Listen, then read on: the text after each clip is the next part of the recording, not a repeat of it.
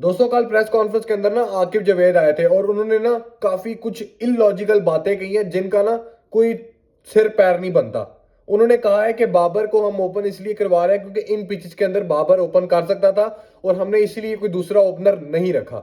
जबकि उनकी टीम के अंदर एक अब जो मैं यही मसला कहने वाला हूं कि पाकिस्तान टीम का एक मसला जो हल करने वाला है ना वो उस्मान हानी है। टीम कॉम्बिनेशन को इन्होंने खराब करके रख दिया है। आकिब जावेद कहते हैं जी बाबर साउथ अफ्रीका के अंदर जो आकर बैटिंग कर रहा था वो ओपनर के तौर पे ही आके कर रहा था, तो यार ऐसा नहीं होता है। आप जब ओपन करने आते हो तो आप ओपन ही कर रहे होते हो, आपका माइंड ये बना होता है। ठीक है, और जब आप वन डाउन आते हो ना तो आपको पता होता है कि यार मैं वन डाउन जाऊंगा, अभी मेरा शायद टाइम लगेगा या फिर जल्दी जल्दी जाना पड़ेगा। ये माइंडसेट एक डिफरेंट होता है। और वहां पर वो आके कह रहे हैं जी बाबर साउथ अफ्रीका के अंदर जब साइम इंजर्ड हो जाता है तो तब भी वो ओपन कर रहा था, और जब वो अब्दुल्ला जल्दी आउट हो रहा था तो तब भी बाबर ही ओपन कर रहा था। तो ये तो एक हो गया ना इलॉजिकल चीज। आपने कोई दूसरा ओपनर नहीं रखा जिसकी वजह से आपका टीम का जो कॉम्बिनेशन था वो खराब हो चुका हुआ है। आपके पास अब एक उस्मान हानी है जिसको हम कह सकते हैं यार वो ओपनर भी है, और हम उसको पहले कह रहे थे कि नहीं खिलाना, लेकिन अब एक ट्राई आउट करने में क्या जाता है। ठीक है, आप उसको खिलाकर देख लो, जो कि मुझे लगता है ये लोग नहीं खिलाएंगे ओपन। अब आप अगर करवा सकें, क्योंकि इस पिचिस के अंदर ही तो उसने 100 मारे और यहाँ पर वो रिटायरमेंट लेकर यहाँ पर आया जी हमारे पास आ गए सर, हमारे सरहाने में बैठा हुआ आके। तो आप उस्मान खान को खिला सकते हो अगर आप खिलाने पर आओ। उस्मान और फखर जमान ओपन करेंगे, वन डाउन पर बाबर, चलो मान लिया जी उस्मान जल्दी विकेट लेकर चला गया, ठीक है। तो क्या फायदा हुआ, कल भी जो आपने 8 बैट्समैन डाले हैं उन्होंने कौन सा कुछ 350 400 मार दिया है, 250 पर आप लोग ऑल आउट हो गए हो। तो ये है कि जब दिन होगा ना तो 6 बैट्समैन के साथ भी आप जीतोगे, और जब दिन होगा तो आप 8 बैट्समैन के साथ भी जीत जाओगे। तो इसलिए आपको चाहिए कि प्रॉपर 6 बैट्समैन के साथ जाओ, 7वां ऑलराउंडर लगाओ। ठीक है, अब आप आपके पास अगर उस्मान आ जाएगा ना, उस्मान खान फखर जमान, मजाक के अलावा अब यही ट्राई करने का रह गया। कोई गाली शाली नहीं दे सकते, क्योंकि उस्मान को मैं भी कह रहा था कि यार उसको क्यों रखा है। अब रखा है स्क्वाड के अंदर, एक ओपनर पड़ा हुआ है तो उसको ट्राई करने में कुछ हर्ज नहीं, क्योंकि यहाँ पर ही वो अच्छा खेलता है, यहाँ पर ही वो बड़ी बड़ी शॉटें सेंचुरियां मारता है, तो इसमें देखने में कोई हर्ज नहीं होगा। और स्पिनर को भी अच्छा खेलता है, कराची के अंदर पहला मैच होगा, तो एक ट्राई आउट करने में कुछ भी नहीं जाएगा। उस्मान खान फखर जमान, फिर वन डाउन पे बाबर, फिर रिजवान, फिर उसके बाद तैयब ताहिर, उसके बाद 6वें पे आपके पास आगा सलमान होंगे, उसके बाद 7वें पे आप खुशदिल शाह के साथ जाओ। और आगे जो हमारे फास्ट बॉलर है आकिब जावेद कहता है जी वर्ल्ड क्लास बॉलिंग अटैक है।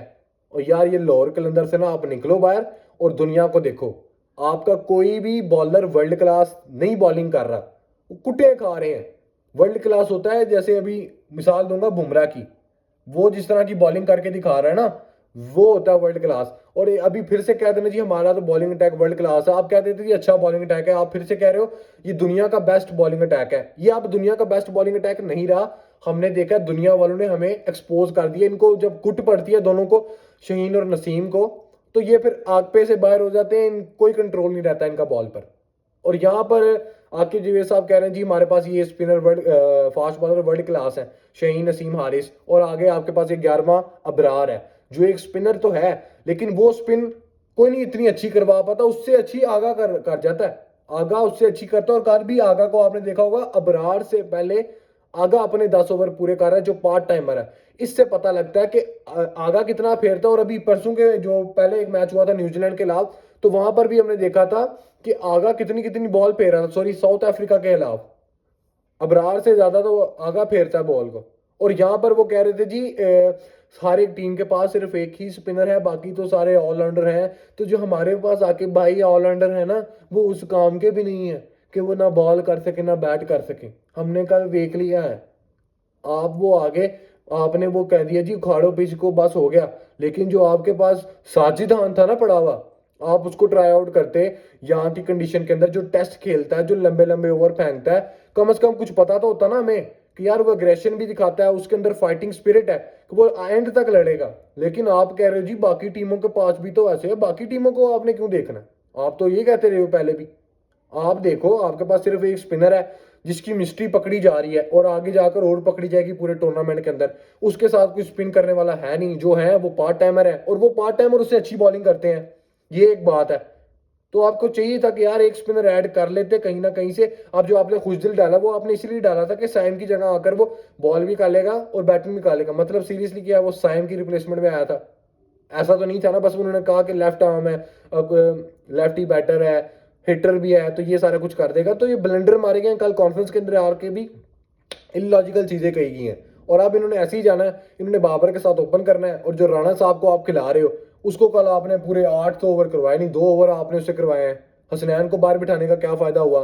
हारिस रॉफ ही है इन सबसे अच्छा ना, फिर हारिस ही है जो आपके पास बेस्ट ऑप्शन है। दुआ करते हैं जी हारिस वापस आए, ये 3 खेलें और 2 आप ये स्पिनर के साथ जाओ, और आप यही कर सकते हो। इसके अलावा आपके पास कोई ऑप्शन नहीं है, आप कुछ नहीं कर पाओगे।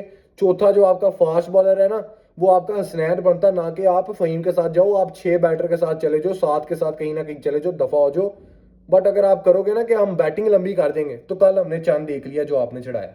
ठीक है दोस्तों, इस पर आप लोग अपनी कमेंट्स के अंदर लाजमी देखते हो। वीडियो को लाइक करना, चैनल को सब्सक्राइब कर देना। इस वीडियो में इतना ही। अल्लाह हाफिज़।